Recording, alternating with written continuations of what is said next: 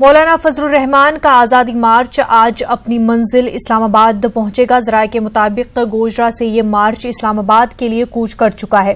मार्च के पेश नज़र हुकूमत ने सख्त हिफाजती इंतजामात किए हैं। शहर में दफा 144 से नाफिज कर दी गई है।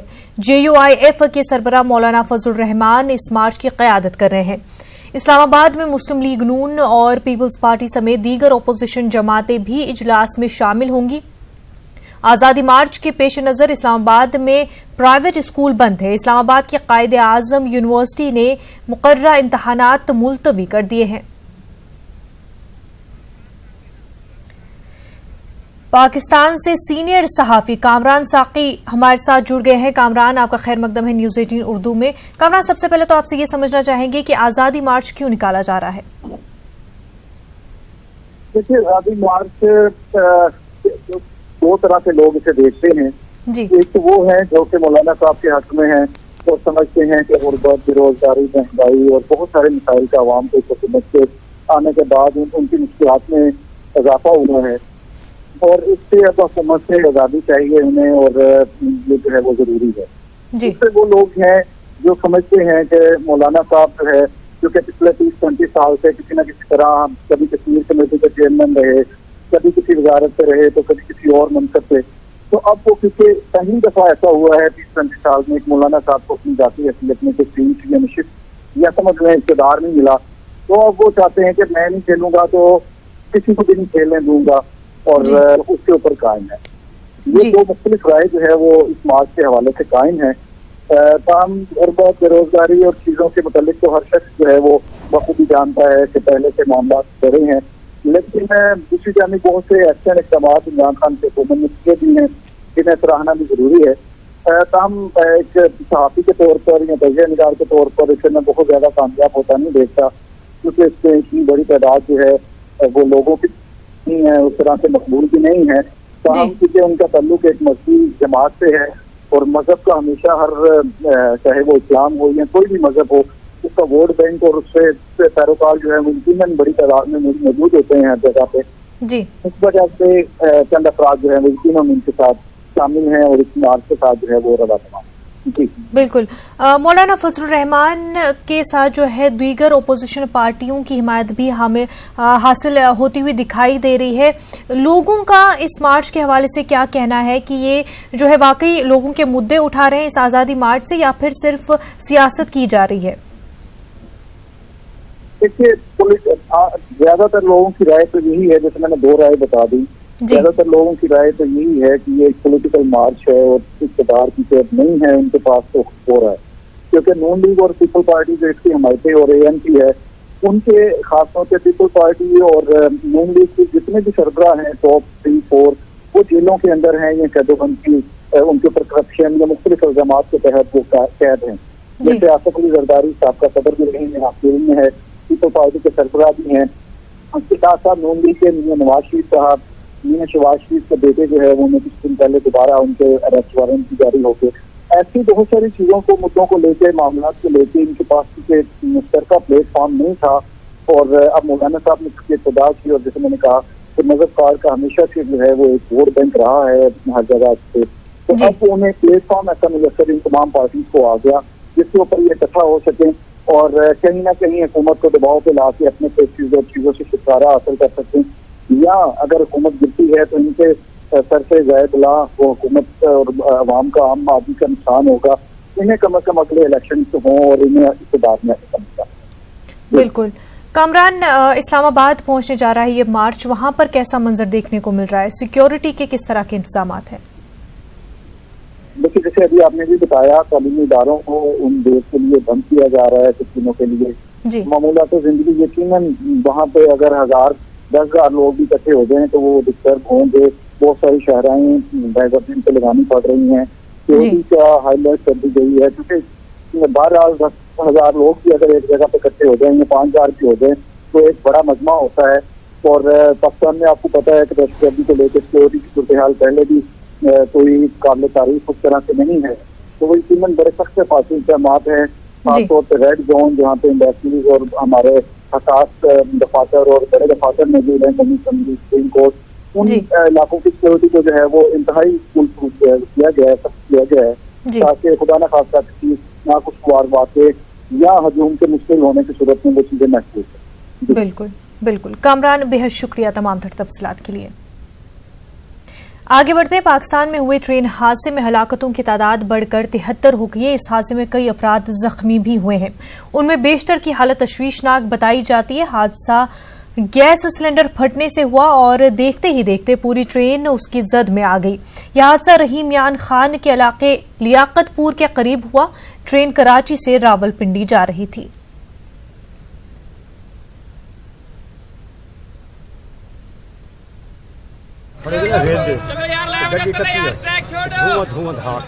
फिर तो बंदे छाला मारे शीशे तोड़ के, तो ये साइड से ये साइड से असी आए देख के, फिर मुख्य तो मोई नहीं पे, पुलिस रेलवे भी आ गई, उन्हें चुकी, फिर आगे ने बंदे आवाम बड़ी आंधी रखी, असी नहीं चाहिए। कुलभूषण जाधव केस में पाकिस्तान की किरकिरी आलमी सतह पर हो चुकी है। अब इस हवाले से आईसीजे के प्रेसिडेंट जज अब्दुल कवी यूसुफ का बयान पाकिस्तान के लिए मजीद सुबकी का बाइस हो सकता है। उनका बयान हिंदुस्तान के लिए बड़ी जीत है। आईसीजे के प्रेसिडेंट जज अब्दुल कवी यूसुफ ने अक़वाम मुत्तहिदा की जनरल असेंबली में दिए बयान में कहा कि पाकिस्तान ने कुलभूषण मामले में वियना कन्वेंशन की खिलाफ वर्जी की है। पाकिस्तान ने कुलभूषण मामले में मतलूबा कार्रवाई नहीं की है।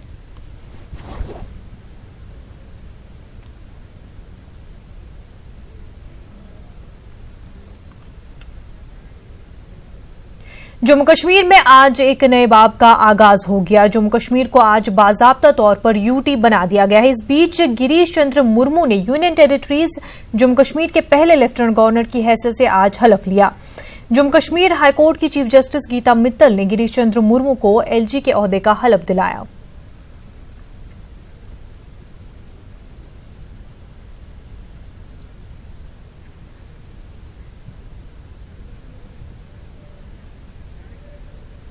गिरीश चंद्र मुर्मू जम्मू कश्मीर यूनियन टेरिटरी के पहले लेफ्टिनेंट गवर्नर बने हैं। आइए एक नजर डालते हैं मुर्मू की अब तक की खिदमात पर।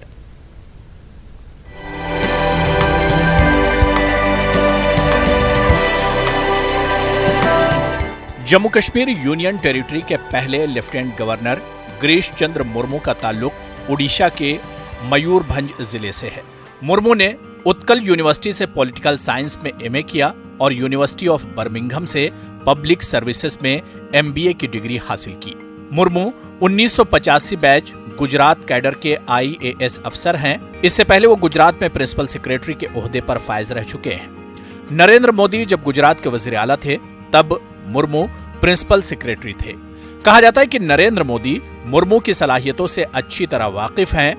यही वजह है कि जब मोदी ने वजीर आजम का ओहदा संभाला तब मुर्मू को दिल्ली तलब कर लिया। अब मुर्मू को जम्मू कश्मीर के लेफ्टिनेंट गवर्नर की अहम जिम्मेदारी सौंपी गई है। जम्मू कश्मीर का पहला एलजी बनाए जाने पर मुर्मू के घरवालों और उनके आबाई मकाम पर खुशी का माहौल है। मुर्मू की मां का कहना है कि इन्हें अपने बेटे पर फख्र है। बहुत खुशी होची, एते खुशी जाओ कोई बात नहीं कि भाग्य से छुआ जन्म होता मुझे बर्तमान चिंता करुची। हाँ समस्त मनुष हबार हेले भी सीए बड़ पुओ हिसाब से बहुत उन्नति भी करदेला। 3 झील भितर बड़ झील मारा पड़ी आ 2 झील अच्छा।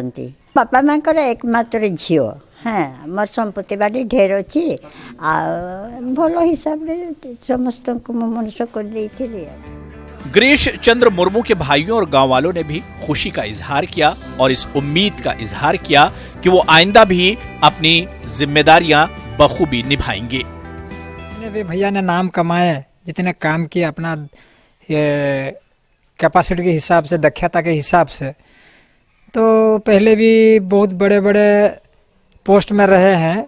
बहुत मतलब बहुत ये से काम किए हैं देश के लिए। शुभकामनाएं देंगे उनको और भारत सरकार को भी, खास करके नरेंद्र मोदी जी को भी। विश्वास कर पार्लिनी जो पूरा जान ली सियर हली ना से बहुत खुशी लगला। एत खुशी लगला जे मु आ किसी भाई पार्लिनी जे एत बड़ पदवी रे ये हेले सरकार तांको नियुक्ति देले, सेटा सुनिक बहुत खुशी लगला। तापर आम आज्ञा बहुत खुशी जेहेतु आम बड़ भाई उपराज्यपाल जम्मू काश्मीर जिले में पाई, आम बहुत खुशी। आमर आशा जे आम बड़ भाई निश्चय आगो को किछि भलो भलो आम पई सब काम करिवे। गिरीश चंद्र मुर्मू को अहम जिम्मेदारी पर फाइज किया गया है और उम्मीद की जा रही है कि वो जम्मू कश्मीर को तरक्की की नई ऊंचाइयों पर ले जाने में अपना रोल अदा करेंगे।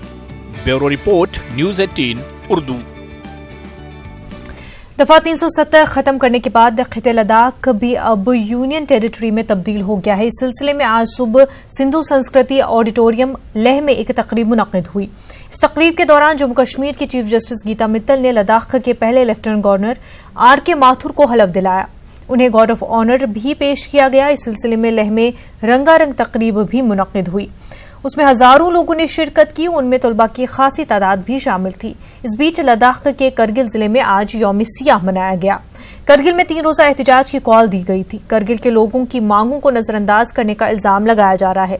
इस बीच करगिल बीजेपी के कारकुन लेह पहुंचे थे। करगिल हिल काउंसिल के चेयरमैन फिरोज अहमद खान लेह में एलजी को एक मेमोरेंडम पेश करेंगे। उसमें मुख्तलिफ मुतालबात को उजागर किया जाएगा। चैलेंजेस डिसाइड करते हैं लोग जी, चाहे वो लेह के लोग हो चाहे कारगिल के लोग हो। It is broadcast. तो मेरा पहला ऑब्जेक्टिव डेफिनेटली यही है कि लोग क्या चाहते हैं। तो मुझे निगलेक्टेड क्षेत्र में कार्य करने का कुछ आदत सा हो गया। डिफेंस मिनिस्ट्री में जहाँ मैंने काम करा था वहाँ पर भी बॉर्डर एरियाज में और बॉर्डर एरियाज मुझे लगता है कि बहुत ज़्यादा काम करने की कोशिश गवर्नमेंट ऑफ इंडिया के प्रोग्राम से गंगा में भी हम लोगों ने बहुत काम किया। इस क्षेत्र में भी बॉर्डर एरियाज में बहुत काम हो रहा है, लेकिन बहुत कुछ और करना बाकी है। तो ये मेरा प्रयत्न होगा कि बॉर्डर एरियाज सब जगह ही काम प्रगति।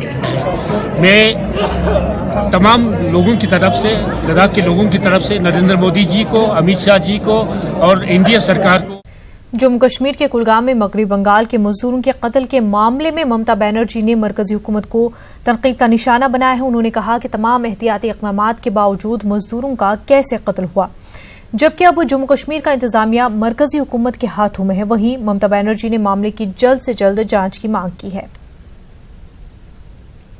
क्या स्टैंडर्ड है मेरे को पता नहीं है, लेकिन हमका दुख ये है कि हमारा जो वर्कर लोग उधर में गया, आउटसाइड देश का वर्कर भी जा सकते हैं, लेकिन वो लोग काम करने के लिए गया और वो लोग वापस आने के लिए तैयार भी थे। लेकिन जैसे वो लोगों को मर्डर किया है ब्रूटली, ये एक खतरनाक इंसिडेंट है, डेंजरस इंसिडेंट है। अभी तो उधर में राजनीतिक दल का कोई एक्टिविटीज भी नहीं है, कोई प्रेस भी मूव नहीं कर सकते फ्रीली, कोई एमपीज इंडियन लोग भी नहीं जा सकते है, कोई एमपीज भी नहीं जा सकते हमारा एमपीज। तो अगर कोई लोग काम करने के लिए गया है और वापस जाने के लिए तैयार है तो उसको मर्डर करने का जरूरत क्या था। और वो दिन जो दिन हमारा यूरोपियन कंट्री से एक बिग डेलीगेशन आया तो उसको भी अच्छा नहीं लगा ना। ये इंसिडेंट एक देश के लिए तो देश का बदनाम भी होता है, ठीक नहीं हुआ, इसको पूरा से जांच होना चाहिए। हरियाणा में असेंबली इजलास शुरू होने से पहले असेंबली अराकीन को हलफ दिलाया जाएगा। 4 नवंबर से हरियाणा का असेंबली इजलास शुरू हो रहा है। वहीं असेंबली इजलास के लिए अपोजिशन पूरी तरह से तैयार है। न्यूज़ 18 से बात करते हुए भूपेंद्र हुडा ने कहा कि कल चंडीगढ़ में हरियाणा से जुड़े सभी सीनियर लीडरान की मीटिंग मुनक्किद होगी। भूपेंद्र हुडा से हमारे नुमाइंदे रवि मिश्रा ने बातचीत की। हरियाणा के पूर्व मुख्यमंत्री भूपेंद्र सिंह हुड्डा हमारे साथ बात करने के लिए मौजूद हैं। सर, शपथ ग्रहण होने वाली है 4 तारीख को, सभी विधायक शपथ लेंगे। विपक्ष कितना मजबूत है? पहला सत्र होगा विधानसभा, सभी शपथ लेंगे, विधानसभा का स्पीकर चुना जाएगा और उसके बाद विपक्ष पूरा मजबूत है। सर, कल भी बैठक होने वाली है, तमाम बड़े नेता हरियाणा पहुँच रहे हैं, तो क्या अब रहेगी? पहला विधानसभा सत्र है तो ये गठबंधन की अभी तो गवर्नर के एड्रेस होगा, गवर्नर के एड्रेस पे डिस्कशन होगी। बिल्कुल। तो साफ तौर पे कहना है कि विपक्ष पूरी तरह से तैयार है। अब देखना यह है जब 4 तारीख को विधानसभा सत्र का पहला सत्र शुरू होगा, शीतकालीन सत्र, तो विपक्ष कितनी मजबूती से अपनी भूमिका निभाती है। कैमरा पर्सन प्रहलाद के साथ मैं रवि कुमार मिश्रा, न्यूज़ 18 नई दिल्ली। राजस्थान हाईकोर्ट ने पहलू खान और उनकी फैमिली के खिलाफ दर्ज एफआईआर मुस्तरद करने के अहकाम दिए हैं। अदालत ने वाज़ेह तौर पर कहा कि पुलिस गौकशी के इल्जामात को साबित नहीं कर पाई है। देखिए रिपोर्ट। राजस्थान हाईकोर्ट ने पहलू खान और उनके बेटे पर दर्ज एफआईआर रद्द करने का दिया हुक्म। गाय की स्मगलिंग के शक में पहलू खान का हुआ था कत्ल। पहलू खान को हुजूम ने पीट कर दिया था हलाक। इलाज के दौरान अस्पताल में पहलू खान की हो गई थी मौत। 1 अप्रैल 2017 का है मामला। पहलू खान हुजूमी तशद्दुद मामले में राजस्थान हाईकोर्ट ने पहलू खान, उनके बेटे इरशाद और ड्राइवर खान मोहम्मद के खिलाफ दर्ज FIR रद्द करने का हुक्म दिया है। अदालत ने कहा है कि पुलिस इस मामले को गाय की स्मगलिंग साबित नहीं कर पाई, इसलिए FIR रद्द करने का हुक्म दिया गया।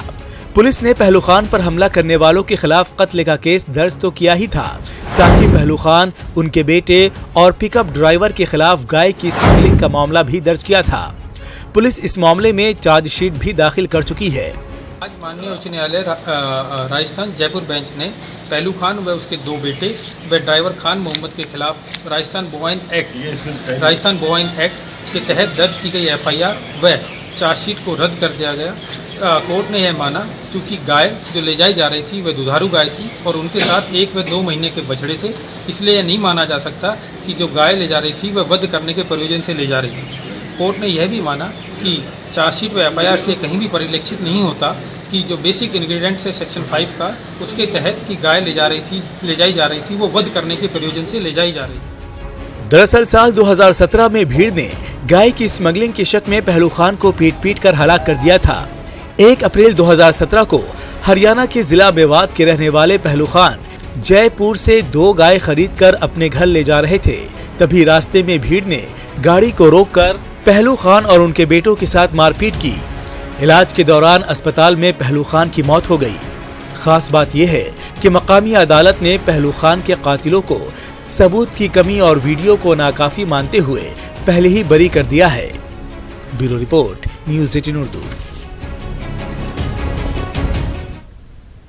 नए CJI बनने वाले जस्टिस SA बोबडे ने न्यूज़ 18 से खास बातचीत की। उन्होंने कहा कि अदलिया के निज़ाम को मजबूत करना हमारी जिम्मेदारी है।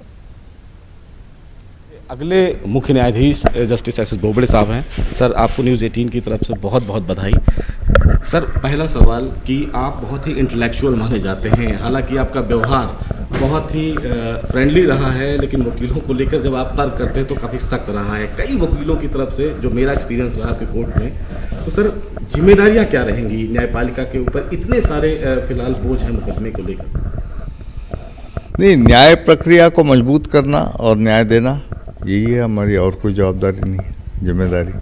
सर, दूसरा जो सवाल है कि एक आम जनता न्यायपालिका तक अभी पहुंचने में उसको थोड़ा सा दिक्कत होता है, चाहे वो फीस की बात करें, चाहे वो वकीलों से मुलाकात की बात करें, तो क्या इस दिशा में भी आप काम करेंगे, क्योंकि आपके मैकेनिज्म का ये भी एक हिस्सा रहा है? इस विषय पर नेशनल लीगल सर्विस अथॉरिटी ने काफ़ी विचार किया है और उनके काफ़ी अच्छे प्रपोजल्स और स्कीम्स है, उसको अमल में लाने से हो जाएगा ठीक। सर, एक आखिरी सवाल कि न्यायपालिका में महिलाओं रिजर्वेशन को आप किस तरह देखते हैं? नहीं, वो वैसे कोई स्पेशल रिजर्वेशन तो है नहीं, और इनफैक्ट बहुत जगह 50-60% महिलाओं का रिक्रूटमेंट हुआ है। सर, आखिरी सवाल, देश की बड़ी जनता का अयोध्या एक बड़ा मुद्दा, आप 40 दिन सुनवाई में थे, बहुत सारे कॉन्स्टिट्यूशन बेंच के आप हिस्सा रहे, अयोध्या आपके लिए सर कैसा रहा? अच्छा रहा, हम लोग 5 थे साथ में। Thank you. नाजरीन, इस वक्त एक बड़ी खबर सामने आ रही है। कर्नाटक में मुजाहिदे आज़ादी हजरत टीपू सुल्तान पर सियासत की जा रही है। निसाब से टीपू सुल्तान से मुतल्लिक मज़ामीन हटाने का मुतालबा किया जा रहा है। बीजेपी के MLA अबचूर रंजन ने मुतालबा किया है हुकूमत कर्नाटक टेस्केट बुक सोसाइटी से रिपोर्ट तलब की है। कर्नाटक टेस्केट बुक सोसाइटी की मीटिंग 7 नवंबर को होगी। मीटिंग के बाद सोसाइटी अपनी रिपोर्ट पेश करेगी। रिपोर्ट के बाद हुकूमत टीपू सुल्तान के मुतल्लिक फैसला लेगी। रियासत के वजीर तालीम सुरेश कुमार का बयान सामने आया है। काफी अहम खबर है ये। कर्नाटक में मुजाहिदे आज़ादी हजरत टीपू सुल्तान पर सियासत जारी है। निसाब से टीपू सुल्तान से मुतल्लिक मज़ामीन हटाने का मुतालबा किया जा रहा है। आपको बता दें, इससे पहले ही कर्नाटक की हुकूमत ने ये फैसला लिया था कि इस साल जो है ऑफिशियली हजरत टीपू सुल्तान की जयंती नहीं मनाई जाएगी। उसके बाद बीजेपी के MLA मुतालबा कर रहे हैं कि निसाब से टीपू सुल्तान के मुतल्लिक मज़ामीन को हटा दिया जाए। हुकूमत ने कर्नाटक टेस्केट बुक सोसाइटी से रिपोर्ट तलब की है। कर्नाटक टेस्केट बुक सोसाइटी की मीटिंग 7 नवंबर को होगी। मीटिंग के बाद सोसाइटी अपनी रिपोर्ट पेश करेगी। रिपोर्ट के बाद हुकूमत टीपू सुल्तान के मुतालिक फैसला लेगी कि निसाब से टीपू सुल्तान के मुतालिक मज़ामीन हटाने चाहिए या नहीं। रियासत के वज़ीर तालीम सुरेश कुमार ने ये बयान दिया है।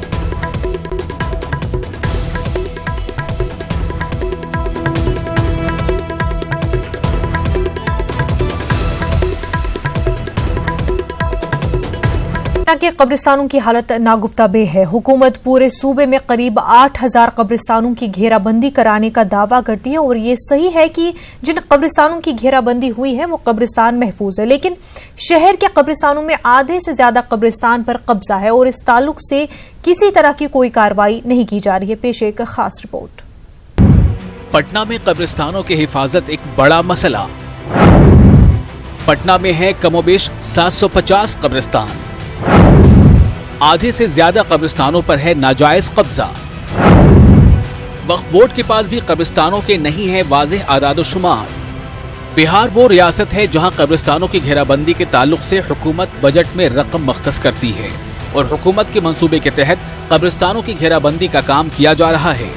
लेकिन वहीं दूसरी तरफ पटना के बेशतर कब्रिस्तान महफूज नहीं है। यहाँ तक कि पटना सिटी के एक कब्रिस्तान पर भी कब्जा हो गया है। अब सिर्फ चंद कब्रों के निशानात यहाँ मौजूद हैं। जब न्यूज़ 18 उर्दू की टीम वहाँ पहुंची तो लोगों की भीड़ जमा हो गई।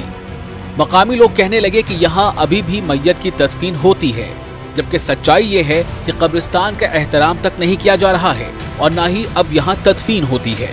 ये लोग जानवर बांध दिया, उसको बाद खिलाया पिलाया और बाद में झोपड़ी दे करके कर बना लिया। ज़मीन चूँकि कीमती हो गई है, इसलिए हर आदमी जिसको जो मौका मिलता है वो उसको कब्जा कर लेता है, उसको बेच भी देता है।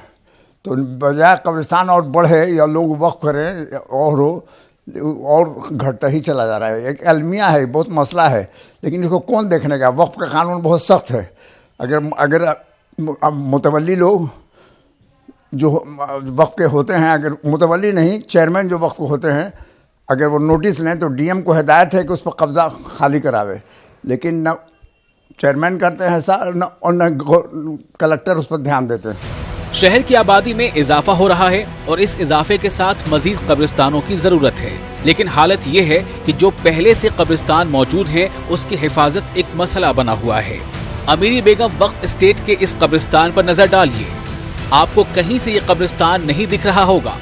आप कहेंगे कि ये तो एक खटाल है, लेकिन खटाल के नीचे मुर्दे दफन हैं। जी हाँ, साफ जाहिर होता है कि इस कब्रिस्तान पर पूरी तरह से कब्जा है। कब्रों के निशान भी गोबर और गंदगी में दब चुके हैं। इस पर लोगों को अफसोस है। मकामी लोग कब्रिस्तानों की इस सूरत हाल को हल करने की वक्फ बोर्ड से अपील कर रहे हैं। जिस तनासुब से आबादी बढ़ रही है, उस तनासुब से, उस प्रोपोर्शन में कब्रिस्तान का भी कभी इजाफा होना चाहिए, लेकिन इसके बरक्स आप देखें कि उस पर नाजायज़ कब्ज़ा है और ये कब्ज़ा अपनों ने भी किया है और गैरों ने भी किया है। तो मैं दरख्वास्त करूँगा गवर्नमेंट से, सिंसियर हैं, कि इस पे एक मजबूत कदम उठाया जाए और जिन लोगों ने कब्रिस्तान पे कब्ज़ा किया है, चाहे वो अपने हो या गैर हो या किसी का भी कब्ज़ा हो, उसे जल्द अज जल्द हटाया जाए ताकि कब्रिस्तान की जो परेशानी है वो आसानी में बदली जा सके। शिया वक्फ बोर्ड के चेयरमैन के मुताबिक कब्जा करने वाले लोगों पर कानूनी कार्रवाई की जाएगी, लेकिन एक हकीकत ये भी है कि कब्रिस्तानों का कोई वाज़ेह आदाद-ओ-शुमार वक्फ बोर्ड के पास भी नहीं है। एक अंदाजे के मुताबिक 750 कब्रिस्तान पटना जिले में हैं, जिसमें आधे कब्रिस्तानों पर कब्जा है। मेरा ये आवाम से ये मैसेज देना है कि आप इसको इस्तेमाल कीजिए, पब्लिक डोमेन की चीज़ है और जो नेचर है, कब्रिस्तान था, कब्रिस्तान है और कब्रिस्तान रहेगा। चाहे जितने असामाजिक तत्वों के लोग हैं, बाहुबली लोग हैं, कब्रिस्तान में, इमामबाड़े में, दरगाह पे, मज़ार पे मकान बना लिया है या कब्जा किया है, उन पर केसेज होगा, उनको सज़ा भी होगी, क्रिमिनल केसेस का प्रावधान है और उनको मकान भी जाएगा और वो जेल भी जाएंगे। हुकूमत की जानिब से जिन कब्रिस्तानों की घेराबंदी कराई गई है, उन कब्रिस्तानों का मसला काफ़ी हद तक हल हो गया है। अब यहाँ कब्जे की गुंजाइश कम है, लेकिन जिन कब्रिस्तानों पर पहले से ही कब्जा है, उन कब्रिस्तानों को आज़ाद कराने की गुंजाइश भी निकल पाएगी, ये कहना मुश्किल है। न्यूज़ 18 उर्दू के लिए पटना से महफूज आलम की रिपोर्ट। बाबरी मस्जिद राम मंदिर का फैसला आने से पहले ही बाज हिंदू तंजीमों की तरफ से इश्तियाल अंगेज बयानात आने के बाद यूपी हुकूमत ने सख्त इकदाम करने का ऐलान किया है। हुकूमत का कहना है कि रियासत में फिरकावाराना माहौल को खराब करने की इजाजत किसी को नहीं दी जाएगी। दूसरी जानिब मुसलमानों ने इस मामले में निहायत मोहतात रुख इख्तियार करने का फैसला किया है। पेश रिपोर्ट। बाबरी मस्जिद राम जन्मभूमि की अराजी का फैसला महफूज होने के बाद से ही रियासत की बाज हिंदू तंजीमों की तरफ से इश्तियाल अंगेज बयानात का सिलसिला शुरू हो गया था। खासतौर से अखाड़ा परिषद के सदर महंत नरेंद्र गिरी ने तो यहाँ तक कह दिया कि अयोध्या के बाद काशी और मथुरा की मस्जिदों का मामला उठाया जाएगा। अब इन बयानों को रियासती हुकूमत ने बहुत संजीदगी से लिया है। हुकूमत का कहना है कि रियासत में फिरकावाराना माहौल खराब करने की इजाजत किसी को नहीं दी जाएगी। हमने सौहार्द का माहौल बना करके रखा है, लोगों में आपस में कोई किसी प्रकार के विवाद ना हो, इसको लेकर के लगातार सतर्कता बरती गई है। और श्री राम जन्मभूमि मामले में इसके पहले भी माननीय उच्च न्यायालय का फैसला जब आया था तो उस समय भी इस प्रकार की कोई घटना घटित नहीं हुई। इस देश की जनता के मन में, वो चाहे हिंदू हो चाहे मुसलमान हो, न्यायालय के प्रति सम्मान की भावना है। और देश की सर्वोच्च अदालत की संविधान पीठ का जो फैसला आएगा, मुझे लगता है सब लोग उसका आदर करेंगे, सम्मान करेंगे और अभी किसी भी प्रकार से तनाव का वातावरण नहीं। लेकिन इन इश्तियाल अंगेजियों के दरमियान आम मुसलमानों ने काबिल तारीफ सब्र तहम्मुल का मुजाहिरा किया। मुसलमानों की अक्सरियत फिलहाल इस मामले में मुकम्मल खामोशी इख्तियार किए हुए है, बल्कि मुसलमानों के बाज़ हल्कों की तरफ से तो राम मंदिर के हक में आवाजें तक सुनाई देने लगी हैं। एक मुसलमान के तौर पे हमसे पूछें कि भाई आप क्या सोचते हैं राम मंदिर के बारे में, तो मैं तो कहूँगा सारे मुसलमानों को मिलके हर शहर में एक भव्य राम मंदिर बनाना चाहिए। सिर्फ अयोध्या की बात नहीं है, मतलब कौन सा ऐसा शहर है जहाँ पे एक भव्य राम मंदिर की ज़रूरत नहीं है। तो देखिए, मुसलमानों का जो मामला है वो बिल्कुल अलग है। मैं एक मुसलमान हूँ। रामायण किसी एक धर्म की किताब नहीं है, राम किसी एक मजहब के लीडर नहीं है। 100 साल पहले डॉक्टर इकबाल ने नज्म लिखी थी राम इमामे हिंद, उसको लोगों ने बहुत पढ़ा नहीं, लोगों ने पढ़ाया नहीं। उन्हीं का लिखा हुआ तराना था, सारे जहाँ से अच्छा हिंदुस्तान हमारा, मजहब नहीं सिखाता आपस में बैर रखना। रियासत के नायब वज़ीर आला केशव प्रसाद मौर्य इश्तियाल अंगेजी के मामले में अपने सख्त रुख का इजहार कर रहे हैं। उनका कहना है कि अयोध्या मामले में हिंदू और मुसलमान दोनों फिरके के लोगों को सुप्रीम कोर्ट के फैसले का इंतजार है। केशव प्रसाद मौर्य का कहना है कि उनको उम्मीद है कि रियासत के अवाम सुप्रीम कोर्ट के फैसले को कबूल करेंगे और फिरकावाराना हम आहंगी पर आंच नहीं आने देंगे। न्यूज़ 18 उर्दू के लिए इलाहाबाद से मुश्ताक आमिर की रिपोर्ट।